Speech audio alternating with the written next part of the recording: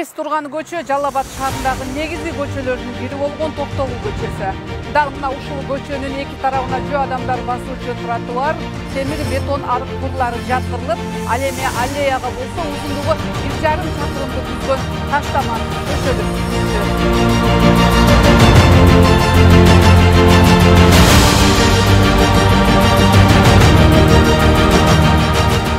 Былтыры жаман болчу, абалы. Быйыл эң жакшы. Балдар менен күндө садикке барып келебиз. Мындай нерлер шагал болчу, коляска менен толбойт элек. Мурда эми курсаткалар сынып кеткен. Кичине жараксыз болчу да.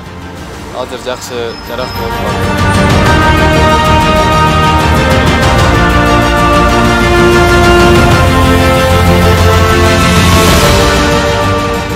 2023 жылдын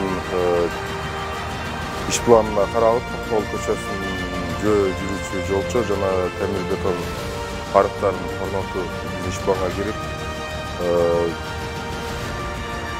Назарстрой ЖЧКсы утуп алып, тендерден бүгүнкү күндө тротуар жана темир бетон арыктардын орнотуу иштерин толук кандуу жүргүзүп бүттү. Бүгүн ушул комиссия чыгып, жеринде каралып жатат. Былтыркы жылы шаардык бюджеттин эсебинен бизге таштаман чыгаруучу цех курулганда, ошол цехтин балдары өздөрү чыгарып, өзүбүз 1,5 километр тегерегинде 3000 квадрат метрдин тегерегинде таштаман кетти. Бүтүргөнүбүзгө 1 айдан ашчы болуп калды.